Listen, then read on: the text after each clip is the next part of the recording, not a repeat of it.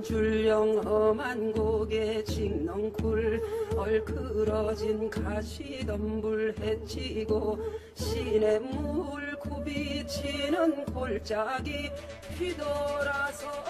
시청자 여러분 안녕하십니까. 시사반장의 구민수입니다. 시사반장에서는 민선 8기 출범에 맞춰 자치단체장의 민선 8기 비전을 들어보는 시간을 연속으로 마련하고 있는데요.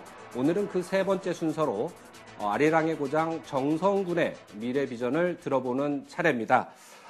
지난 시간에 예고해드린 것처럼 오늘은 스튜디오가 아닌 정성군 현지에서 진행합니다. 군수님 안녕하세요. 네, 안녕하세요. 국민고향 정선군수 최승준입니다. 먼저 민선 8기 출범 이후에 MBC 강원영동 시사반장 프로그램을 통해서 존경하는 국민 여러분 그리고 시청자 여러분께 인사드릴 수 있게 돼서 아주 반갑게 생각하고요. 또 촬영을 위해서 정선 방문해 주신 우리 시사반장 제작팀 여러분들 따뜻하게 환영합니다. 자, 군수님, 민선 8기 선거 이후에 출범까지 하루하루가 계속 바쁘신 나날들이었을 텐데요. 기억에 남는 일 하나만 꼽자면 어떤 일을 꼽을 수 있을지 말씀 부탁드리겠습니다. 네, 굉장히 좀 바쁜 시간을 보냈었고요. 네. 사실 우리 같은 이제 선출직 공직자들은 선거가 끝나면은 그 취임하기 전까지 임기가 시작되기 전까지 기간이 이제 당선자 신분을 유지하면서 네. 조금 이제 마음에 여유롭게 네. 유권자들 만나서 감사 인사도 하고 또 이제 구상도 좀 하고 네. 좀 쉬기도 하고 이렇게 하는데 아시는 대로 민선 7기에서 민선 8기로 그대로 이제 연속성 있게 이어지다 보니까 네. 6월 2일 날부터 정상적으로 출근을 해서 네. 오늘까지 거의 하루도 쉬지 못하고 이렇게 오면서 민선 이제 6월 한 달 동안은 민선 7기를 마무리하는 그런 과정이었고 또 민선 8기 내년도 2023년도 네. 국도비 예산 확보를 위한 그 준비 과정에서 굉장히 바빴었고 예. 또 7월 달 들면서 코로나19 거리두기로 인해서 그동안 3년 동안 지역의 모든 행사, 축제 이런 것들이 이제 취소됐었거든요. 네. 그런 것이 이제 부활하고 또 상반기에 대통령 선거 그리고 지방 선거 끝나고 나서 여러 가지 사업들이 굉장히 이제 많이 진행이 되면서 예. 이렇게 쉬지도 못하고 지금까지 지나온 것 같습니다. 예. 그런데요, 군수님, 저 연임을 하셨잖아요. 그런데 연임 군수님들을 보면 어떤 군수님들은 그래도 인수위원회를 가동시킨 분들도 계세요. 근데 네. 이제 우리 최 군수님께서는 인수위를 운영을 하지 않으셨잖아요. 네, 네. 혹시 뭐 특별한 이유가 있으셨나요? 그래서 그것은 이제 민선 7기 동안에 네. 저는 이제 민선 8기도 다시 출마를 해서 군정을 연속성 있게 운영을 하려고 이미 민선 7기 과정에 그렇게 준비를 해왔었기 때문에 네. 특별히 새롭게 인수위원회를 구성한다든지 할 필요성을 느끼지 못해서 예. 군정구호도 그대로 희망찬 예. 아침, 평안한 저녁, 행복한 정선으로 이렇게 정해왔고 예. 또 민선 8기의 미래 네. 비전에 대해서도 충분히 구상이 완료돼 있었기 때문에 네. 특별히 인수위원회 과정을 거치지 않았습니다. 예. 군수님께서는 이제 당선인 발표가 있자마자 일성으로 하신 말씀이 뭐였냐면, 정성군의 통합을 강조를 하셨어요. 그 통합 작업을 위해서 요새도 많이 애쓰시고 노력하고 네. 계실 텐데, 네. 그 일환으로 난 이런 거를 통해서 우리 국민들의 통합을, 앞당기려고 노력하고 있다. 이런 게 있으면 뭐가 있을지 간단하게 소개를 좀 부탁드려도 될까요? 뭐 지방이나 국가나 마찬가지겠죠. 네. 그 구성원들의 한 마음으로 통합하는 것이 제일 이제 일을 이제 추진해 나가는 그 동력이 되기 때문에 네. 반드시 이루어야 될 선결 과제라고 생각을 하고요. 네. 이번 지방 선거를 통해서 나타난 표심으로 보면은 사실 거의 박빙으로 제가 2% 범위 내에서 당선이 됐기 때문에 국민의 반 정도는 저를 지지하지 않으셨던 그런 국민들도 있기 때문에 네. 그분들의 이제 요구하시는 부분들도 다 네. 수렴을 하고 또 그 상대 정당에서 네. 추구하고자 했던 공약 사업이라든지 이런 부분도 최대한 반영을 해서 국민을 하나로 이렇게 마음을 모아가는 과정이 제일 중요하다고 생각을 하고요. 네. 민선 7기 4년 임기 중에도 우리 지역의 여러 가지 현안들을 해결해 오는 과정에서 어떤 뭐 군수나 아니면 의회 의원이나 네. 그런 정치인들의 독단적인 노력으로 이루어지는 것보다는 국민 전체가 하나가 돼서 참여해가지고 스마르타 국보 승격이라든지 폐광지역법 연장이라든지 네. 또 알파인 경기장 문제를 해결한다든지 할 때에 우리 9개 연면이 다 하나가 돼서 했던 그런 경험이 있어가지고 네. 또 국민들도 많이 그런 부분에 동참을 해주고 있기 때문에 네. 뭐 특별한 어려움은 없을 것 같습니다. 다만 네. 이제 저 자신이 이제 진정성을 가지고 네. 국민들하고 소통하고 특히 의회 의원님들하고 잘 협의해가면서 예. 그리고 군정을 발전시켜 나가면 될 것 같습니다. 예. 자, 이번에는 이제 그 군수님께서 그 후보 시절에 내세우셨던 공약과 관련해서 공약과 미래 비전을 연결해 보는 시간 한번 가져볼까 합니다. 먼저 이제 그 지난 민선 7기 4년 동안 이 군수님께서는요, 이 전국에서 최초로 버스 완전 공영제를 시행하는 등 여러 가지 많은 성과를 이루어 내셨습니다. 그래도 이것만큼은 준비를 했었는데 이것만큼은 완결짓지 못해서 약간 아쉬웠다라고 하는 그런 사업 아니면 현안 있다면 어떤 거를 들 수 있을까요? 민선 7기에서 아까 말씀드린 그런 세 가지 지역 현안이 있었고 네. 또 여러 가지 공약사 공영버스를 비롯해서 어르신 임용 서비스라든지 뭐 이런 그 공약했던 사업들을 거의 90% 이상 다 네. 완료를 했습니다. 다만 아쉬운 것은 도암대 문제를 해결하지 못하고 민선 8기로 그대로 이어져 넘어오게 됐는데 네. 그 부분은 우리 군에서 네. 의지만 가지고 해결될 수 있는 문제는 아니기 때문에 네. 정부의 정책을 기반을 하시는 분들이나 또 도암댐을 관리 운영하는 한수원 주체이죠. 예, 한수원의 동의가 있어야지 가능한 부분이기 예. 때문에 이 부분을 이제 이번 민선 8기에는 집중해서 해결을 해 나가야 되는데 그 과정이 뭐 그렇게 만만치는 않습니다. 네. 그 도암댐은 1990년에 준공이 돼가지고 1년 동안 담수를 해서 91년부터 발전 방류를 시작을 했는데 네. 발전 방류를 시작하고 나서 4년 만에 95년에 이 도암댐의 하부 수문을 개방을 했다가 네. 거기 도암호에 축적돼 있는 축산스러지 등의 이 오폐물들이 그대로 그 조양강 상류로 쏟아져 내려오면서 막대한 그 하천 환경에 피해를 주었죠. 네. 그래서 그 당시에 한수원에서 그 잘못을 인정을 하고 정선군과 민간단체에다가 76억 원의 배상을 한 적이 있습니다. 네. 그리고 하부 수문을 완전히 폐문을 이제 했고요. 예. 그 이후에도 여러 차례 그러한 이제 2002년, 2003년에 루사매미 때도 수해 피해도 가중시킨 그런 네. 요인이 있고 지금은 이 발전조차 하지를 못하거든요. 네. 벌써 20년 넘게 발전 기능이 완전히 정지가 된 상태에서 지속적으로 하류의 하천 오염만 가중시키는 국익으로 봐서 아주 백해무익한 그런 시설이 돼 있거든요. 네. 그래서 이런 것을 정부에서도 아시고 2005년도에 131차 국정현안정책조정회의라는 기구가 있습니다. 이것은 네. 총리실에 산하 있는 기구인데 여기에서 최종적으로 결정을 한 것이 도암댐의 발전 기능을 완전히 철거를 하고 네. 정지를 시키고 홍수 조절 전용댐으로 운영을 하겠다. 네. 그 댐에 축적되어 있는 스러지와 담수되어 있는 도암호에 담수되어 있는 물을 약 5천만 톤으로 추산을 하고 있는데 이것을 네. 완전 방류를 하고 예. 댐을 완전히 비운 상태에서 최하부 수문을 상시 개방해서 상류에서 비가 오면은 그대로 자연 유화 방식으로 흘러오도록 네. 그래서 홍수 때는 물을 가두는 역할을 해서 홍수 조절할 수 있도록 네. 이렇게 결정을 했습니다. 네. 강원도와 정선군과 한수원과 정부 관계자가 모여서 그렇게 결정을 했는데 네. 그것이 이행이 되지 않고 오늘날까지 오면서 발전도 하지 못하고 말씀드린 대로 환경 예. 피해만 가중시키고 있기 때문에 네. 반드시 이것을 정부에서 한 결정이기 때문에 합의해서 한 결정을 다시 이행하도록 우리 네. 군에서는 지속적으로 노력을 해서 그게 반드시 이루어내도록 하겠습니다. 예. 이 지난 7기 때 해결하지 못해서 아쉬웠던 문제를 지금 언급해 주셨는데 이제는 이제 8기와 관련해서 후보 시절에 이제 다양한 공약, 비전을 제시해 주셨어요. 그런데 이 모든 공약이 7기 때도 뭐 공약 이행률이 한 90% 넘게 됐다라고 말씀을 해주셨지만 8기 때도 여전히 공약하셨던 모든 내용들을 실현시키시려고 많이 노력을 쓰실 거라고 생각이 됩니다. 그래도 그 많은 공약 중에 일종의 뭐 우선순위 이런 걸 좀 매겨보자면 그중에 가장 먼저 난 이거부터 해결하겠다라고 하는 공약이 있으면 소개 좀 부탁드리겠습니다. 국민 기본소득에 대해서 예. 제가 소개를 드리도록 하겠습니다. 이것은 이제 저희들이 코로나 시기에 재난지원금을 정부에서도 시행을 했고 네. 지자체별로 저희들 군에서도 3차례에 걸쳐서 재난지원금을 지원해드린 바가 있는데 네. 이 형식은 그 재난지원금과 유사하게 직접 지방자치단체에서 재원을 마련해서 국민 모두에게 현금 방식으로 물론 네. 상품권이 되겠지만 지원을 하는 그러한 제도가 되겠습니다. 지역화폐나 상품권이나 뭐 이렇게 같이 하십니까? 아니면 이제 지역화폐죠. 상품. 지역화폐를 이제 지역 상품권이죠. 예.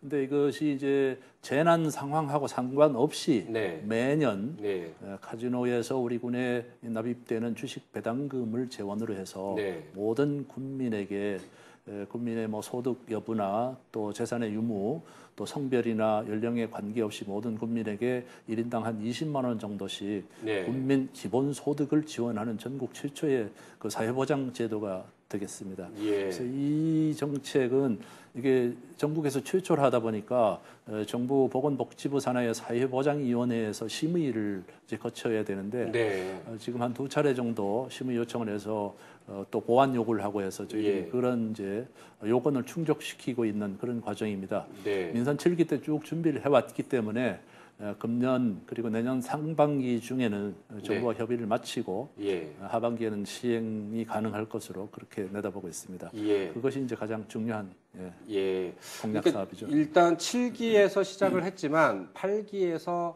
또 역시 마무리를 짓고 성공리에 안착을 시키고 싶은 공약, 비전 하면 이제 전국 최초의 기본소득제를 꼽아 주셨어요. 그런데 지금 군수님께서 말씀을 해주셨다시피 이게 참 선도적이고 실험적인 정책인데요. 이게 보건복지부에서는 그 쉽게 동의를 하지 않고 있지 않습니까? 이 보건복지부에서 동의를 하지 않는 이유는 뭐고요?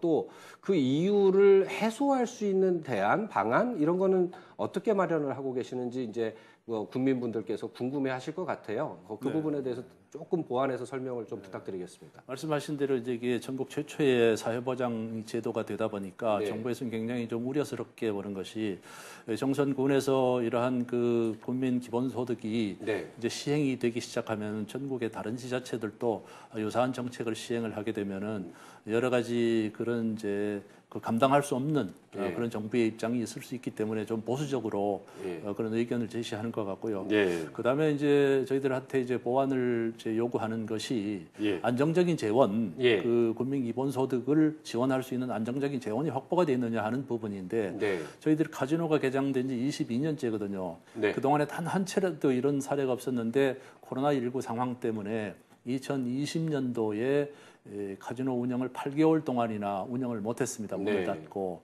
그러다 보니까 주식 수익이 발생하지 않아 가지고 주식 배당금이 0원이 됐었죠. 네. 매년 100억 원씩 저희들 군에 납입이 되던 이 사례인데 그런 특수한 사례 때문에 복지부에서는 앞으로도 만약에 또 이런 강원랜드에 문제가 생겨서 네. 재원이 이제 충족이 안 됐을 때는 어떻게 이 시행을 할 것이냐 네. 하는 부분에 대해서 저희들한테 답변을 요구를 했거든요. 그래서 그런 부분은 이 주식 배당금이 연간 한 90억에서 100억 정도 사이가 되고 네. 저희들이 국민 모두에게 20만 원씩 매년 지원을 해드리면은 한 70억 정도가 소요되기 때문에 네. 매년 한 2, 30억 정도의 여유 재원이 이제 세이브가 되거든요. 네. 그것을 이제 기금 형태로 운영을 하면은 네. 만약에 그런 이제 사태가 또 발생하더라도 그 이제 기금에서 충당을 할 수 있기 때문에 네. 그런 부분에 대해서는 정부에서 걱정을 안 하셔도 될 것 같다. 네. 이제 그런 이제 논거를 제시를 하고 있는 중이죠. 네. 이 관련해서 한 가지만 더 여쭤볼게요. 뭐냐면 이 보건복지부에서 난색을 표명하는 이유 중에 하나가 금방 말씀해주신 재원의 안정성 부족이라고 하는 문제도 있지만 또 하나는 이 사업 효과가 불확실하다라고 하는 또 우려도 제기를 한 적이 있죠. 네, 그래서 사업 효과가 이게 불확실한 게 아니고 확실하다라고 하는 것도 이제 납득을 시켜야 될 텐데요. 그렇습니다. 그 부분과 관련해서는 어떻게 보완해서 설명을 하실 수 있을지. 근데 이제 국내 최초의 사업이 되기 때문에 네. 사업 효과나 검증된 그 근거가 없기 때문에 그렇게 우려를 제시하시는 것은 네. 뭐 당연한 이제 이유이실 텐데 국내 사례는 없지만 외국에는 많은 사례가 있거든요. 네. 알래스카의 그 유전 재원을 가지고 시민들한테 시민 배당금을 이제 지원하는 경우도 있고 네. 또 카지노가 있는 미국의 태극기 지역에서도 카지노 수익금을 가지고 우리처럼 주식 그 주민들에게 배당금을 지원을 하고 있고 예. 국내에서는 정확 똑같지는 않지만은 우리 서해안 지역에 보면은 해안에 그 어촌계들이 있습니다. 예, 그 예. 마을에서 공동 작업을 해가지고 그 수산물을 소득을 올려가지고 연말에 주민들에게 이렇게 배당을 하는 형식으로 네. 이렇게 국민 이제 그 배당을 하고 있거든요. 네, 네. 또 그런 효과에 대해서는 여러 가지 실험한 결과도 있고 또 연구한 결과가 상당히 긍정적으로 예. 나타나고 있기 때문에 또 특히나 이제 인구 소멸로 인해 가지고 인구 감소로 인해 가지고 네, 지방 소멸을 예견되는 우리 정선군 같은 입장에서는 국민들에게 최소한의 기본 소득이 보장이 된다고 하면은 정주 의식도 더 높아지고 또 삶에 대한 의욕도 더 생길 것이고 네. 실제로 이제 이 나미비아 지역 같은 데서 한 네. 마을에다가 이렇게 지원을 이제 했더니 상당히 효과가 있더라는 것이죠. 네. 젊은이들은 일자리를 찾아서 떠나고 또 기술을 배우러 떠나고 아이들은 학교로 가더라는 것입니다. 네. 그런 긍정적인 효과가 있기 때문에 국민 기본 소득은 틀림없이 여러 가지 긍정적인 효과가 있을 것으로 기대를 하고 있습니다. 예. 차선책으로는 어떤 대안을 갖고 계신지 한번 여쭤보고 싶습니다. 뭐 끝까지 정부를 설득해야 되는 과정이 있겠지만은 네. 지금 말씀하신 대로 정의 이제 정부의 의지가 완강해서 네. 저희들이 시행을 못하게 되는 단계가 되면은 이런 방법도 있을 것 같습니다. 지역의 특수한 상황, 인구 감소라든지 예. 이런 부분 때문에 재난지원금 성격의 네. 그 지원금도 지원할 수가 있는 것이거든요. 저희들이 예. 그렇게 판단해가지고 또 농업 농촌의 그런 어려운 상황도 있고 그러니까 정선군은 네. 뭐 이 명칭을 재난지원금이라 할 수도 있고 예. 지역이 그 어려운 인구 문제라든지 이런 것을 타개하기 위해서 우리 군의 나름대로 사회보장 정책으로 접근하는 것이 아니고 네. 그렇게 저희들이 조례를 만들어서 예. 시행을 뭐 해도 예. 무방한 것으로 지금까지는 이제 판단을 하고 있습니다. 예. 설명 감사드리고요. 이번에는요. 자, 그 비전 공약 가운데 이제 우선순위에 대해서 설명을 해주셨어요. 그러면 그 다음 순위 또 이것도 반드시 내가 이번 민선 8기 때 정선군에서 실현하겠다, 신경 써서 추진하겠다라고 하는 공약 비전 한 가지 더 소개를 해주시면 어떤 게 있을까요? 그 모든 뭐 정책이나 공약 같은 것들이 이제 지역이나 계층별로 다 고루 중요하지 않은 그런 분야가 없겠지만 네. 최근에 우리 농업 농촌이 지금 사실 많이 어렵습니다. 코로나19 상황이 되면서 정부나 또 언론에서는 제일 주목했던 부분 피해가 많이 발생했던 계층을 소상공인으로 이렇게 지목을 하고 있거든요. 사실 네. 또 맞기도 하고요. 그러나 사실 소리 없이 이 피해를 보고 있는 계층이 바로 농업 농촌이거든요. 네. 최근에 어떤 현상이 빚어지고 있느냐 하면은 그 우크라이나 사태나 아니면 요소수 사태 때문에 농자재 가격이 굉장히 많이 인상이 됐습니다. 거의 네. 2배, 3배 가까이 오른 비료 같은 것은 그렇게 많이 올랐고 다른 이제 석유화학 제품들도 따라서 오르고 있거든요. 네. 그 다음에 이제 이 계절 근로자가 입국을 하지 못했지 않습니까? 네네. 그러다 보니까 농사 인력이 아주 현저하게 수요에 비해서 부족해가지고 인건비 상승이 정말 많이 됐습니다. 감당하기 힘들 정도로 이렇게 뭐 직접 표현해도 될지 모르겠지만 현실이 그러니까 네. 여성 그 인력들의 인건비가 11만 원에서 한 13만 원 정도, 남성은 15만 원, 17만 원까지도 이렇게 인상이 돼서 하루 인건비가 하루 인건비죠. 이러다 보니까 농가에서 만약에 고추를 수확을 한다 그러면은 예. 여성 인건비를 11만 원, 13만 원을 주고 여성이 하루 종일 고추를 따도 예. 그 인건비만큼의 양을 수확을 못하는 상황이 되는 것이죠. 네. 그러니까 그 동안에 들어갔던 그 과정에서 생산 과정에서 들어갔던 원가는 고사하고 수확하는 인건비도 안 나올 정도로 굉장히 인건비가 상승이 돼서 어려움을 겪고 있고 예. 딱 하나 또 이렇게 하락한 것이 있는데 그것은 다름이 아니고 그 농산물의 가격이죠. 네. 코로나19 때문에 모든 음식점이 문을 닫고 또 시장이 활성화되지 않으니까 농산물이 팔리질 않아가지고 네. 농산물 가격은 오히려 10년 전보다도 더 품목별로 아주 하락해서 이 시장에까지 출하하는 수송비조차도 안 나오는 정도로 예. 이렇게 하락을 하는 그런 어려움을 삼중고의 어려움을 겪고 있는 것이 이 지역의 농업 농촌입니다. 네. 그래서 우리 군에서는 그런 인력 문제를 해결하기 위해서 네. 외국인 계절 근로자를 직접 입국을 추진을 해서 지금 금년 상반기에도 한 100여 명 정도가 입국을 해서 네. 농가별로 지금 배치가 돼가지고 일손을 돕고 있습니다. 그리고 농협에다가 인력중개센터를 설치해서 공공이 하는 인력중개센터를 운영을 해서 네. 사실 그 사설 그 인력 중개하시는 그 업소에서 워낙에 인력이 좀 귀하고 하다 보니까 네. 어쩌면 좀 담합같이 해서 인건비를 자꾸 이제 상승을 부추기고 있습니다. 네. 그래서 공기관에서 농협을 통해서 저희들이 인력 중개 센터를 운영을 하면서 가격을 조금 낮춰서 그 상승 효과를 좀 억제하는 네. 그런 효과를 지금 얻고 있고요.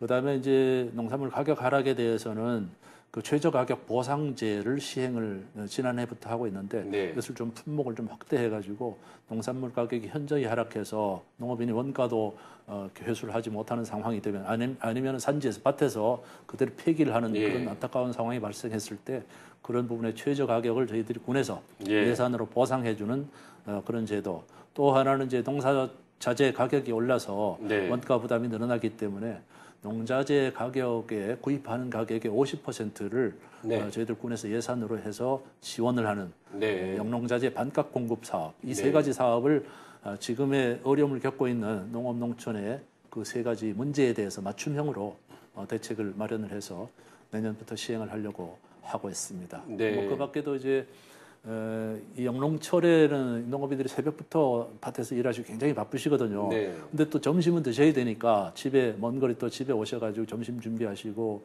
쉬시지도 못하고 다시 밭으로 나가시고 이러거든요. 네. 그래서 마을별로 마을 회관에서 공동으로 예. 마을 주민 전 주민이 모여서 점심 식사를 이렇게 할 수 있도록 인건비도 지원을 해드리고 또 식재료도 저희들이 예산으로 지원을 해드려가지고 점심 때가 되면은 다 준비된 식탁에 네. 밭에서 이렇게 농민들이 일하시다가 회관에 와서 식사하시고 또 설거지하고 하는 시간에 좀 쉬시다가 밭으로 바로 가실 수 있도록 네. 이렇게 하는 이제 공동급식 제도도 시행을 하고 있는데 이것도 점차 마을별로 좀 확대를 해서 시행을 하도록 그렇게 하겠습니다. 예, 알겠습니다. 첫 번째는 이제 기본소득제를 신경 써서 추진하시겠다, 실현시키시겠다. 두 번째는 네.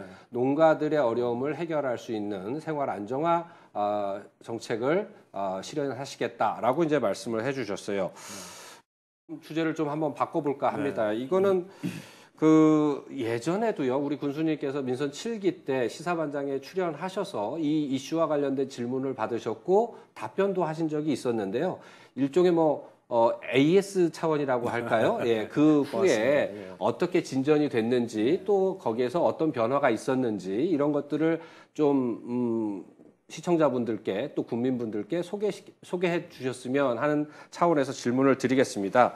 민선 8기에서 이제 우리 군수님께서는 폐광기금을 활용한 지역개발 전략에 어떠한 변화를 혹시 계획하고 계시는지 있다면 그 부분에 대해서 AS 차원에서 좀 설명을 해주셨으면 좋을 것 같습니다. 말씀하신 대로 사실은 이제 폐광지역법이 처음에 최초에 제정된 지 27년째가 됐고 그동안에 많은 공적 자금이 폐광지역에 투자가 됐는데도 불구하고 아직도 폐광지역의 경제나 네. 또 인구나 이런 것이 다른 지역에 비해서 특별히 낮은 것이 없지 않느냐. 네. 이렇게 계속 밑빠진 독에 물 붓기식으로 지원을 해야 되느냐 하는 예. 이제 공색한 저희들이 답변을 할 수밖에 없는 입장은 맞습니다만은. 네.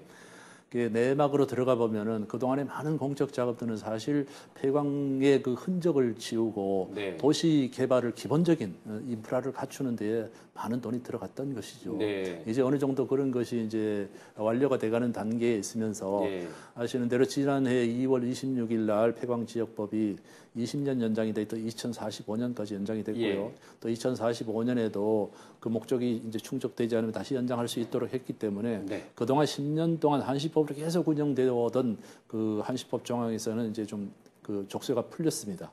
예. 그래서 이 큰 그림을 꾸기에는 좀 기간이 너무 제한적이었다. 그런데 이번에 법이 개정됨에 따라서 네네. 오랜 기간 동안 추진할 수 있는 계획을 수립할 수 있는 기반이 마련됐다. 그렇습니다. 이런 말씀이시죠? 아주 중요한 변화죠. 예. 그 전의 과정하고는. 네. 10년 한시법이다 보니까 외제 이전을 하려고 이제 마음먹은 기업들도 10년 후에 폐특법이 만약에 연장이 안 되면은 자기들 기업에 투자한 부분이 어떻게 될 것인가에 대한 불안감 때문에 예. 그런 이제 이전하기를 기피해 왔었고요. 네. 또 그다음에 10년 한시법이었기 때문에 남의 떡이 더 커 보인다고 정선의 강원랜드가 대단한 무슨 지역에 황금알을 낳는 거위처럼 생각하는 지자체들이 많이 있었거든요. 네. 인천이나 또 새만금이나 뭐 제주도나 부산이나 이런 곳에서 예. 다들 내국인 카지노를 유치하겠다고 하는 그 정치권의 압력이 굉장히 드셌습니다. 있었죠. 예. 그러다 보니까 폐광 지역에 우리 강원랜드를 중심으로 해서 제대로 된 개발이 이루어지지가 않았고요. 네. 또 특히 강원랜드는 문화체육관광부 산하의 사행성 감독위원회에서 네. 도박 중독을 예방한다는 뭐 그것도 중요한 일이죠. 목적 아래 각종 규제로 예. 강원랜드의 정상적인 성장을 저해를 하는 그런 요인이 됐었거든요. 네. 이제는 폐광지역법이 연기가 됐기 때문에 네. 저는 그 부분을 좀 공론화해서 예. 제대로 된 그 카지노 산업 또 이 온 국민이 또 세계인이 와서 즐길 수 있는 복합 리조트로 성장을 시켜갈 수 있는 네. 이제 법적 기반이 마련이 됐기 때문에 네. 이 부분을 좀 공론화해서 지금 어느 정도의 현실인가 하면요. 네. 인근에 이제 우리 경쟁하는 카지노가 필리핀이나 싱가포르 또 마카오 같은 곳이 있고요. 일본이 네. 이제 곧 이제 2개 카지노가 또 신설이 될 텐데 필리핀의 이제 마닐라 지역에 그 카지노 특구를 만들어 가지고 여러 개의 카지노 호텔이 성업 중인데 그 중에 한 곳만 예를 들겠습니다. 네. 500 호텔이라고 네, 네. 카지노 호텔인데 거기에 개인 테이블 수가 500여 개입니다. 네. 근데 우리 강원랜드 200개고요. 네. 그다음에 슬롯 머신이 그 호텔에는 3,000대가 있거든요. 네. 우리 강원랜드에 1,360대가 운영이 되고 있습니다. 그리고 마카오 카지노 같은 경우에 연간 이 관광객이 7천만 명이 찾고 있다고 합니다. 네. 근데 우리 강원랜드에는 지금 딱 500만 명밖에 오지를 못합니다. 이러한 각종 규제로 인해 가지고 매출 총량을 제한을 하고 있고 또 출입 일수, 내장객의 출입 일수, 또 출입 시간도 제한을 하고 있고 예. 또 개인 테이블의 그 이 증설을 예. 못하게 막고 있습니다. 그리고 예. 머신도 마찬가지고 또 개인장의 면적도 일정한 면적을 딱 정해주고 그 이상 확대를 못하게 하다 보니까 일국 카지노하고 경쟁이 안 되고 카지노 그 개인장의 현실이 워낙 열악하다 보니까 네. 국민들이 외국에 나가서 많이 원정 도박을 하거든요. 네. 그래서 이 부분을 이제는 카지노 산업을 꼭 이제 없어져야 할 적폐로 볼 것이 아니고 네. 전 세계적인 현상이고 이것은 산업의 일부분이니까 네. 오히려 더 건전하게 이렇게 개방적으로 시설도 충분히 여유 있게 해서 외국의 카지노하고도 경쟁을 할 수 있도록 하고 또 국내 그런 이제 게임을 즐기시는 분들이 가족들하고 와서 일생이나 어떤 가정을 다 걸어가지고 그렇게 올인하는 것이 아니고 정말 즐기면서 가족 휴양 리조트로 이렇게 발전할 수 있도록 하는 것이 이제는 공론화돼야 된다 이렇게 네. 생각을 하고 예. 만약에 그런 문제가 정부와 어느 정도 교감이 돼서 규제가 완화가 된다고 하면은 네. 지금 500만 명 오는 강원랜드가 예. 1,000만 명, 2,000만 명, 5,000만 명, 마카오처럼 7,000만 명의 관광객이 찾아오면은 지금 우리 강원랜드 직원이 5,000명 정도 되거든요. 네. 그러면은 직원이 일자리가 얼마나 늘어나겠습니까? 2만 명, 3만 명 되면은 지역에 충분한 일자리도 생겨날 것이고 네. 또 지역 경제도 확실하게 회생이 될 수 있을 것으로 보기 때문에 앞으로는 이 문제를 공론화해서 반드시 강원랜드가 정상화될 수 있도록 해나갈 계획을 우리 폐광 지역 7개 시군하고 같이 논의를 해서 이렇게 해나가겠습니다. 네. 이 관련해 가지고요. 한 가지 추가로 여쭤보고 싶은 게 뭐가 있냐면 이제 강원특별자치도 시대가 열리게 되고요. 강원특별자치도가 되면 다른 지역과는 달리 관련 법률에서 특별한 지위를 또 예외적으로 인정을 받을 수가 있고 또 규제 완화라고 하는 효과도 많은 분들이 말씀을 하고 계세요. 그러면 지금 군수님께서 말씀해 주신 이 강원랜드 카지노 규제와 관련된 문제도 강원특별자치도 출범과 함께 맞물려서 논의가 가능하다고 생각을 하십니까? 그러면 예. 저희들 이제 강원특별자치도 법안 통과에 대해서 상당히 이제 많은 기대를 하고 있는데 네. 어쩌면 이 법안이 사실 지방선거 대선 이전에 급하게 이제 결정이 되느라고 네. 법안이 강원도 자치 그 법안 이 발전 법안을 충분히 담아내지를 못하고 있습니다. 네, 네, 네. 제주도 그 자치 법안 같은 경우에는 한 200조항 이상의 예, 그런 거의 이제 법안이 있는 거죠. 300조를 300조 넘게 구성이 돼 있는데 있죠. 예. 저희들은 뭐 30개 정도의 예, 조항으로 예, 이렇게 예. 했기 때문에 예를 들어서 카지노 규제 완화 같은 법안도 예, 예. 거기에 담아서 네. 그러한 결정을 문화체육관광부에서 하는 것이 아니고 네. 강원도에서 자체적으로 네. 자치적으로 예. 결정할 수 있도록 그런 내용을 담게 되면은 네. 상당히 뭐 획기적인 그런 변화가 있을 것으로 예. 다만 이제 뭐 사행성 감독위원회라든지 정부에서 직접 관장하는 기관들하고의 충돌 문제가 분명히 있긴 있겠지만은 네. 논리를 잘 개발해서 법안에 담을 수 있으면은 예. 좋을 것 같습니다. 예. 그리고 AS 질문 하나 좀 더 드리겠습니다. 예. 이것도 뭐 계속해서 이끌어 가셔야 될 현안이기도 한데요. 이 가리왕산 복원하고 국가정원 조성 관련된 문제입니다. 지난 우리 시사반장에서 이제 군수님 출연하셔가지고요, 이 가류환상폭원 그다음에 국가정원으로 추진하겠다라고 하는 이제 계획을 말씀을 해주셨어요. 근데 그 후에 상황이 많이 변하고 있습니다.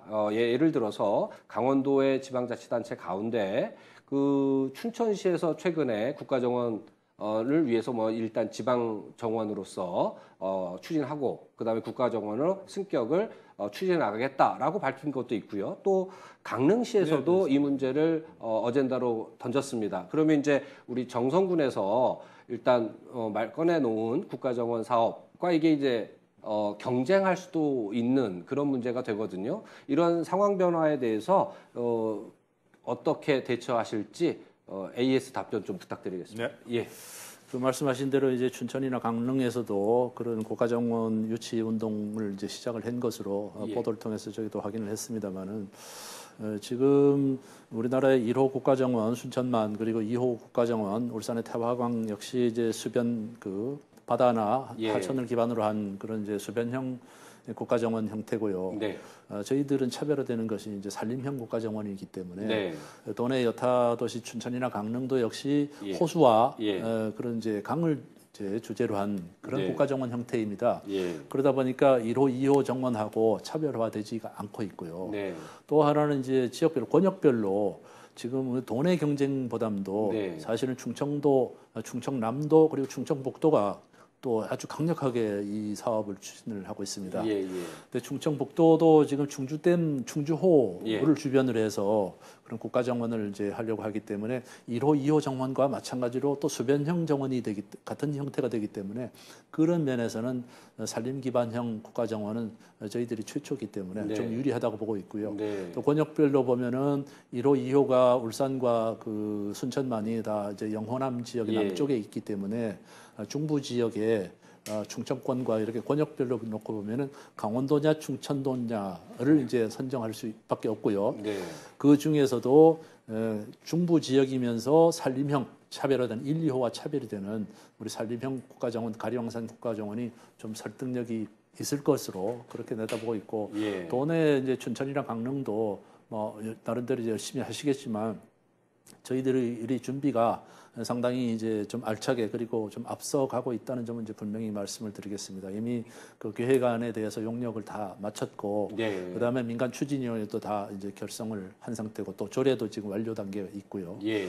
그렇기 때문에 저희들이 이제 발빠르게 또 충실하게 준비를 해나간다고 하면은 충분히 설득할 수 있을 것으로 기대를 하고 있습니다. 예. 최선을 다해봐야죠. 예. 기초적인 질문인 것 같은데요. 궁금할까봐 시청자분들께서 그래서 제가 대신 질문을 하나 드려볼게요. 지방자치단체에서 왜 이렇게 국가정원 사업에 전부 다 뛰어드는 걸까요? 그 이유가 궁금한데요. 글쎄요, 일단은 예. 이제 국가정원이 지정이 되게 되면은 네. 많은 이제 국도비 예산이 그 지원이 가능하고요. 그 예산이 투입이 되면 네. 지방자치단체에 어떠한 변화가 가장 크게 나타날까요? 일자리 창출, 일자리요. 그다음에 예. 관광 기반 시설이 되는 것이죠. 네. 그리고 또 최근 이제 코로나19를 겪으면서 관광 트렌드가 많이 바뀌었지 않습니까? 네. 전에는 이제 볼거리 위주로 단체 관광, 버스를 이용한 그런 관광이 성행했다면은 지금은 이제 가족들끼리 또 소수 인원이 조용하게 정선같이 이런 아름다운 곳에 방문해서 이렇게 생태 환경, 아니면 인문학적 스토리를 찾아가지고 명상하고 또 힐링하면서 소위 뭐 멍 때린다고 하는 그런 개념의 관광으로 이제 바뀌어가기 때문에 네. 국가정원은 아주 시의적절한 그런 정책이기 때문에 너도 나도 웰니스 관광, 웰니스 산업 차원에서 관심을 더 갖는 것 같습니다. 이게 유행인 것 같기도 하고요. 예. 그다음에 시사반장에서 요즘 앞에서 말씀드린 것처럼 이 민선 8기 자치단체장분들의 비전을 듣고 있다 보니까요. 많은 시장 군수님들께서 출연하셔가지고 여러 가지 말씀을 비전을 제시해 주셨어요. 그러다 보니까 어떤 얘기가 나왔냐면 자, 이 같은 강원도에 묶여 있다 보니까 중앙정부에서 예산을 배분할 때 강원도에서 우선순위를 매기더라. 그러다 보니 이게 다른 지자체의 예산이 가면 나머지 지자체는 예산을 받지 못하는 그러한 구조가 되더라. 그러니 이게 강원도 내에서 경쟁 이거부터 극복해내야 된다라고 하는 말씀들을 하시더라고요. 그래서 그 가장 바람직한 거는 강원도에 있는 지방자치단체들이 서로 상생과 협력의 방안을 모색하는 게 좋은데 현실은 그렇지 못하다. 그러니까 이제 말씀하신 대로 예. 지방자치 시대의 그런 문제점 중에 하나가 바로 그런 부분이 되겠습니다. 이제 어느 지자체에서 예. 이제 특화된 사업을 하나 개발을 해서 성공하면은 네. 이게 마치 그 대기업이 골목 상권 그 잠식하듯이 네. 다 따라하기가 이게 시작이 되거든요. 예. 예를 하나 들면은 저희들이 한 20년 전에 철도에다가 이게 폐선된 철도에다가 자전거를 올려놓고 타는 레일바이크 사업을 예. 이렇게 처음에 만들어가지고 굉장히 이제 국민들한테 관심을 많이 받고 또 수익도 많이 발생을 하고 그랬었는데 도내에 지금 많은 지자체가 거기에 똑같은 유사 사업을 지금 참여하고 있지 않습니까? 네. 춘천, 원주, 강릉, 동해, 삼척 예. 거의 도내에서 이 메이저급 도시들이 다 따라 해가지고 지금은 저희들이 굉장히 어려움을 겪고 있거든요. 뭐 이제 거의 전국적인 현상이죠. 그렇죠. 예. 특히 이제 다른 지역에서는 예. 뭐 이해하겠는데 예. 같은 도내에서도 예, 그런 예, 경쟁 체제는 어쩔 수 없는 현상 같습니다. 모든 정책이나 사업도 마찬가지고요. 네. 그런 이제 부분을 광역지자체에서 예. 잘 좀 안배를 하고 예. 각 지역의 특성을 잘 살려서 그런 사업들을 좀 안배를 이렇게 구분을 중복되지 않도록 하는 것이 또 광역지자체의 역할이라고 이제 볼 수도 있겠습니다. 특히 이제 우리 폐광 지역 같은 경우에 공통적인 그런 유사 사업이 많이 중복돼 가지고 네. 아까 처음에 말씀하신 그런 폐광 기금 같은 공적 자금들이 예산 낭비적인 이 요인이 많이 있었다 하는 지적 있었듯이 예. 그런 부분도 광역지자체나 아니면은 우리 폐광 지역에 함께 그 컨트롤 타워를 만들어 가지고 네. 폐광 지역 개발센터라든지 이런 거 만들어서 좀 조정하고 네. 이렇게 역할 분담을 해서 서로 시너지 효과를 낼 수 있는 정책으로 가면 좋지 않겠나 예. 하는 그런 생각인데 그런 것은 뭐 이번에 이제 새로 출범한 김진태 지사님이 예. 도정해서 잘 풀어 주셔야 되겠죠. 네. 지금 앞서서 드린 질문들하고 다 일맥상통 아니면 관련성 있는 공통 요소와 관련된 질문 하나 드리고 싶은데 그게 바로 뭐냐면요. 이 접근성 관련된 문제입니다. 아무래도 정선이 국가 정원이 되고 또 아니면 이 카지노가 또 활성화가 되고 이러려면 교통망 확충 이게 이제 선결 과제로 다가올 수밖에 없을 것 같아요. 그래서 군수님께서도 이 접근 교통망 개선 이거와 관련해서 많은 생각을 갖고 계시고 또 그걸 어떻게 해결할까 대안도 많이 생각하고 계셨을 텐데 이 부분에 대해서 말씀을 좀 여쭤보겠습니다. 그 지금 말씀하신 부분은 정선뿐이 아니고 이제 영월이나 삼척, 태백시 폐광 지역이 공이 안고 있는 이제 어려움 그런데 저희들이 이제 폐광 이후에 관광 산업으로 전환을 하기 위해서 많은 이제 예산도 투입을 하고 행정력도 지원을 하고 했지만은 그 발전이 이루어지지가 않고 또 기업 유치도 원활하게 되지 않고 있는 것이 인구 밀집 지역인 수도권과의 접근성이 아주 극히 다른 지역에 비해서 열악하기 때문에 고속도로가 없는 지자체가 거의 전국에 없거든요. 유일하게 동서고속도로 6개 축이 있는 중에서 꼭 빠진 곳이 지금 말씀드린 평택에서부터 해가지고 제천까지는 동서고속도로가 오다가 중단이 돼 있는데 제천에서부터 영월 걸쳐서 정선, 태백, 삼척으로 이어지는 이 동서육축 부분이 빠져 있습니다. 그래서 이 부분을 조기에 완공될 수 있도록 지난해 이제 영월까지는 예타 통과가 됐고요. 나머지 이제 영월에서 삼척까지 92km 구간에 대해서도 양방향 동시 착공이 될 수 있도록 중점 사업 구간으로 이제 포함이 됐기 때문에 그래서 이제 정치 이력에 이제 발휘할 때가 온 것이죠. 예산을 많이 확보해서 초기 착공돼서 정선 그리고 태백, 영월, 삼척에도 고속도로가 들어올 수 있는 지자체가 되도록 하고 그다음에 남부 구축 고속도로라 그래가지고 이제 동서는 연결이 이제 된다고 보고요. 양구에서 출발해가지고 홍천, 횡성, 평창을 거쳐서 정선, 영월로 이렇게 지나가는 부산까지 가는 남부 구축 고속도로 계획이 또 있기 때문에 이 부분도 빨리 착공하도록 해서 정선에 이제 십자로 이렇게 교차하는 고속도로가 지나가게 되면 교통망은 획기적으로 개선이 될 것이고 또 하나는 이제 철도망이 청량리에서 지금 제천까지 KTX EMU 150 열차가 1시간에 운행을 하고 있으니까 그 열차를 제천역에서 환승하지 않고 그대로 정선 민둥산역을 지나서 태백선으로 가도록 이렇게 연결을 하게 되면은 고속열차가 들어오고 고속도로가 십자로 연결이 되면 정선의 교통망 획기적으로 개선이 될 것입니다. 그렇게 되면은 지역의 경쟁력도 생기고 의료 문제, 교육 문제, 일자리 문제, 지역의 경제 자립 문제, 예. 또 강원랜드 문제라든지 우리가 앞으로 하려고 하는 국가정원이라든지 이런 관광 산업도 탄력을 받을 수 있을 것으로 그렇게 보여집니다. 예. 근데 그것이 이제 선결 과제가 해결이 안 된 상태에서는 정말 어려움이 많죠. 예. 많이 투자한 만큼 효과가 나지 않을 수밖에 없거든요. 네. 이제 수도권에 있는 분들은 강원도 정선하면 굉장히 멀고 오지고 뭐 한 5시간 정도 가야 되는 걸로 이렇게 생각을 하거든요. 네. 실제는 한 3시간이면 올 수 있는데 네. 그래서 그런 교통망이 개선이 되면 2시간권대로 이렇게 압축이 되면은 상당히 변화가 있을 것으로 그렇게 예. 기대를 하니까 아주 중요한 문제죠. 예. 우리 시사반장에서 그 강원도 지방자치단체장들께 이렇게 질문을 드리면요. 네. 어느 지역 하나 빠짐없이 단체장들께서 이 교통망 문제를 다 언급을 하세요. 그만큼 강원도가 그동안 이 교통의 오지들이 너무 많았다. 그래서 이 지역의 균형 발전에도 이 소외가 되는 그런 문제가 있었다. 이렇게들 다 지적을 하고 계시는 것 같습니다. 근데 이제 그 말씀하신 대로 예. 이제 그 양양까지 고속도로가 네. 이제 개설이 되고 나서 얼마나 변했습니까? 지역이 예, 속초 양양 지역은 뭐 정말 우리가 상상을 초월할 정도로 발전하는 것이 속도가 눈에 보이지 않습니까? 네. 똑같은 현상이죠. 예. 도내에도 이제 다른 지역은 거의 다 고속도로 연결이 돼 있고 네. 강원 남부 지역이 이제 고속도로가 없으니까 예. 저희들이 우선해서 좀 할 수 있도록 해야 되겠죠. 예. 그렇습니다. 이게 다 필요하고 또 시급한 문제이긴 한데 중요한 거는 자, 필요하다, 시급하다. 근데 문제는 재원이지 않겠습니까? 그렇습니다. 그러면 이제 이 정성군이 아니면 강원도가 국가로부터 중앙정부로부터 그만큼 충분한 재원을 확보해야 이런 문제가 다 해결될 기미를 보이는 건데 네. 예산 확보를 위해서 그러면 어떻게 준비를 하고 계신지 또 어떻게 할 계획이신지 요거에 대해서 조금 설명을 좀 추가로 부탁드려도 될까요? 정부에서 예산 예. 배분하고 사업을 이렇게 배정하는 예. 우선순위는 결국은 인구 수에 좌우되고 그것이 네. 결국 이제 정치력으로 연결될 수밖에 없는 네. 그런 상황인데 예를 들면은 우리 이 한반도의 서해안이나 남해안 지역에 가면 도서 지역 있지 않습니까? 네.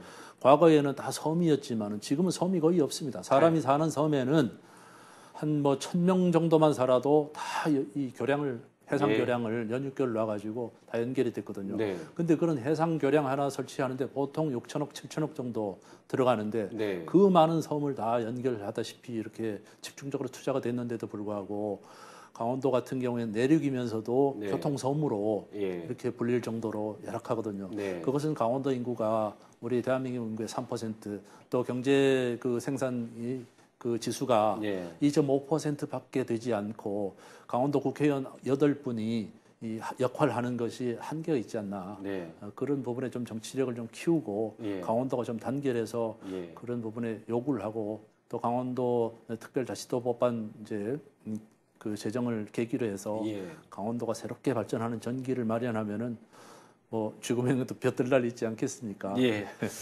일단 희망을 가지고 네, 그래서 노력해야 되죠. 열심히 네. 끊임없이 추진을 하겠다 이렇게 말씀을 해주신 것 같습니다. 자, 이렇게 대화를 나누다 보니까요, 또 정성군의 민선 8기 비전을 듣다 보니까 시간이 많이 흘렀습니다. 이제 어느덧 마무리할 시간이 된 것 같은데요. 이 정성군의 미래의 4년의 비전에 대해서 이제 많은 국민분들, 시청자분들께서 이제 시청을 하셨을 텐데 국민분들, 시청자분들께 하시고 싶은 말씀 있으시면 짧게 부탁드리겠습니다. 네, 존경하는 국민 여러분, 지난 민선 7기 4년 동안 우리 국민 여러분들 정말 군정에 지대한 관심 가지시고 적극적으로 성원해 주시고 동참해 주셔가지고 우리 지역의 수건 사업이든 폐광 지역법 문제, 그다음에 알파인 경기장 문제 이런 것들이 다 원활하게 해결이 됐고 또 스마트화 국보 승격이 이루어져가지고 우리 군도 유무형의 1,000년 이상의 문화자산을 보유한 그런 군으로 만들 수 있었습니다.